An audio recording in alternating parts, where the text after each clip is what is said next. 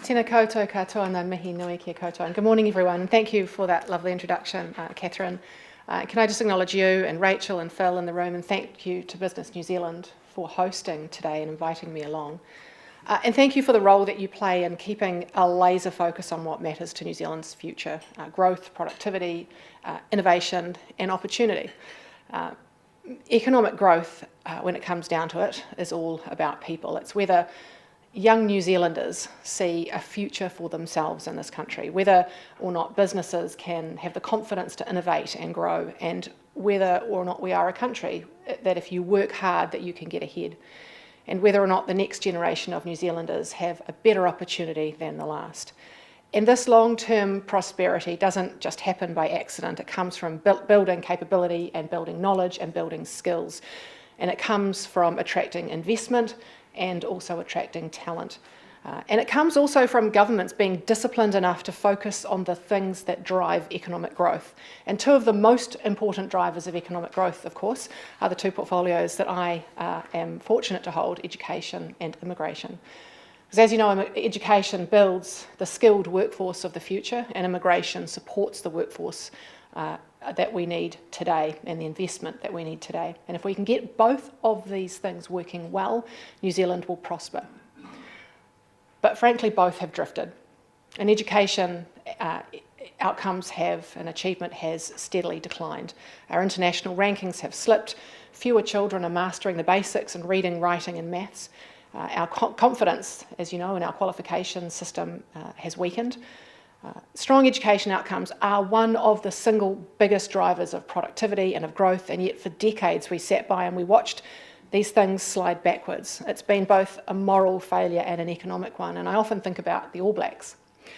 I think about the fact that they lose a game and it's all over the front page of the Herald for days, and we discuss it and we break it down and we look at the stats and we talk about the coach and the players, and we talk about it ad nauseum over dinner. And yet our maths results have been declining for decades. Our 15-year-olds today are a year and a half behind where they were in 2003.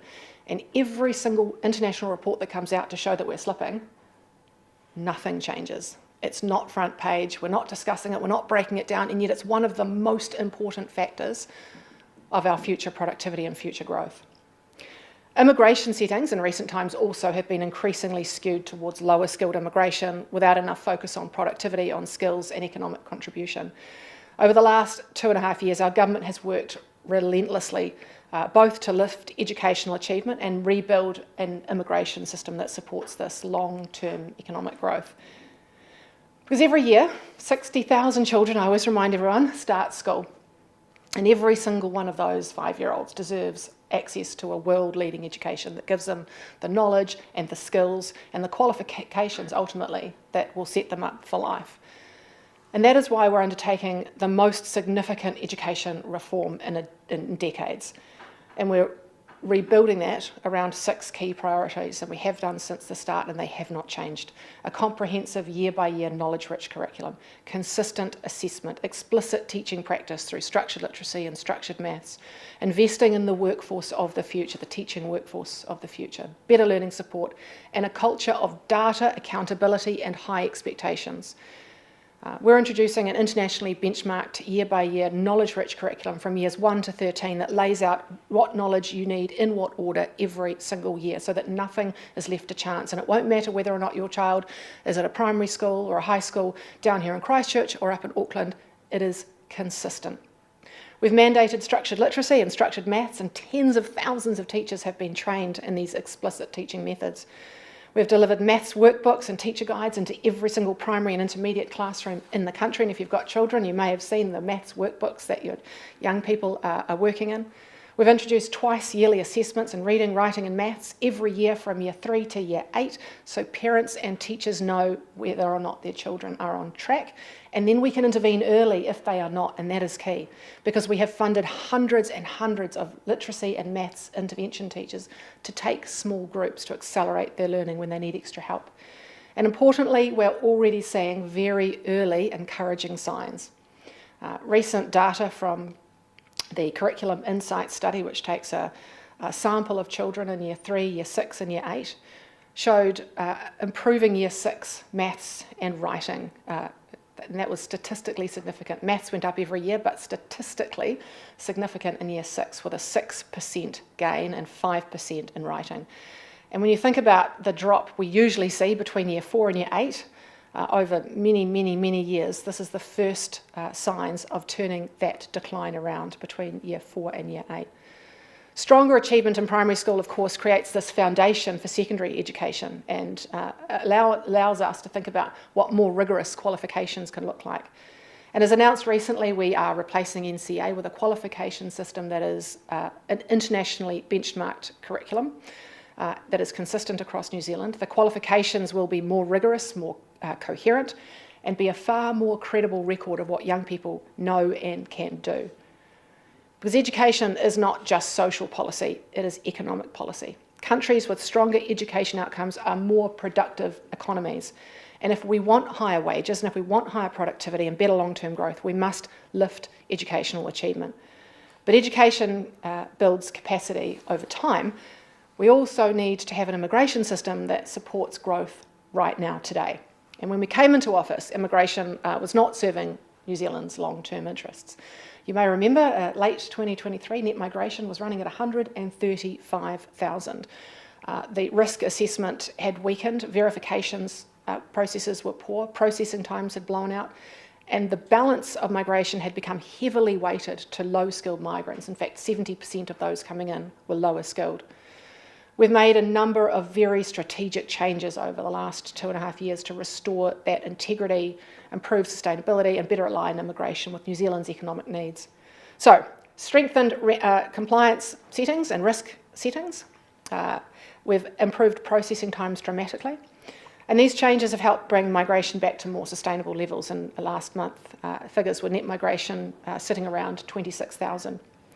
We've also, and this is really important, we've shifted that balance of migration towards higher skilled workers and also investors. So today around 70% of the migrants coming in on work visas are higher skilled workers.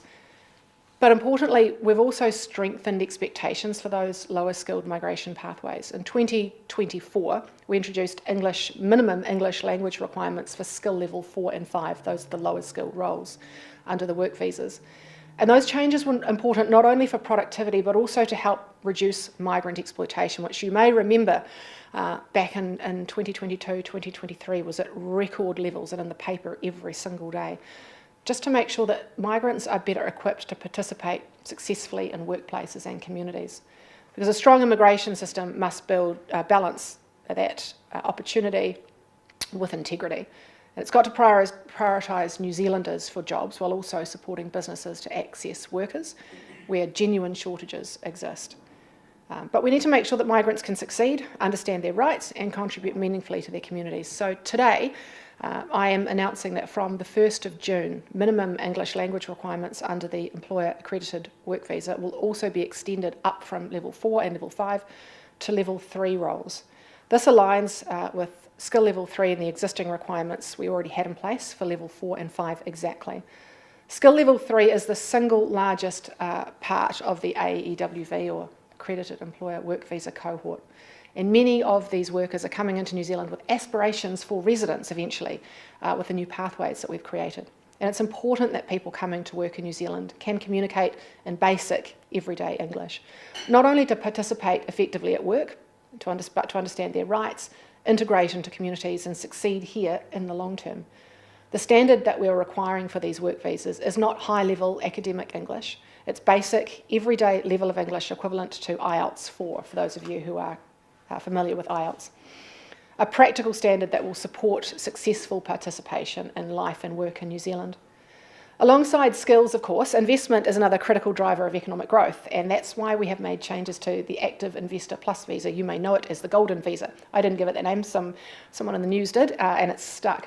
But in a little over a year, $1.7 billion of investment has flowed into New Zealand businesses and Kiwi businesses, helping them to expand, invest in new equipment, hire new staff, grow exports and back innovation. And another $2 billion, just over $2 billion, is expected and sitting in a pipeline to be invested over the next 6 months. It is an extraordinary $4 billion of investment flowing into New Zealand. These investor migrants not only bring their capital, but their experience, their networks and their expertise into our country. And today I'm also announcing a further enhancement to the Active Investor Plus Growth category. From the 1st of June, investor migrants in the growth category will also be able to make a philanthropic component as part of their investment, including specified Department of Conservation projects. And you will have seen our investment into the Wilding Pines over the last 24 hours. It will be these types of activities that DOC undertake. Under the new settings, up to 20% of the minimum $5 million investment can be directed towards eligible philanthropic giving, with the remaining balance contributing towards the active investor investments. Over the last year, I've met with investors, potential investors and charities who've all raised exactly the same issue. They want investors to be able to contribute directly to social, environmental, conservation and cultural initiatives in New Zealand as part of their visa pathway. This option already exists in the balance category, but not in the growth category, which attracts the majority of the applications. So these changes maintain the category's very strong focus on active investment into economic growth, while recognising that philanthropy can also deliver meaningful benefits for New Zealand communities. And importantly, there will be safeguards that apply. So eligible charities must have been operating for at least 5 years and meet strengthened criteria to ensure that philanthropic contributions genuinely benefit New Zealand. Together, our reforms over the last 2 years reflect the broader direction of this government. We're focused on building a more productive economy, one that's driven by skills, knowledge, innovation and high expectation. And it means reforming the education system so young people leave with the foundations and they need incredible qualifications. It means ensuring immigration settings support productivity and economic growth. And it means attracting the capital and the talent that New Zealand needs to compete internationally. Because ultimately, the success of our economy will be measured by whether or not the next generation of New Zealanders had a greater opportunity than the last. And that's what is driving my reform program, and it's what we are all determined to deliver. Thank you very much.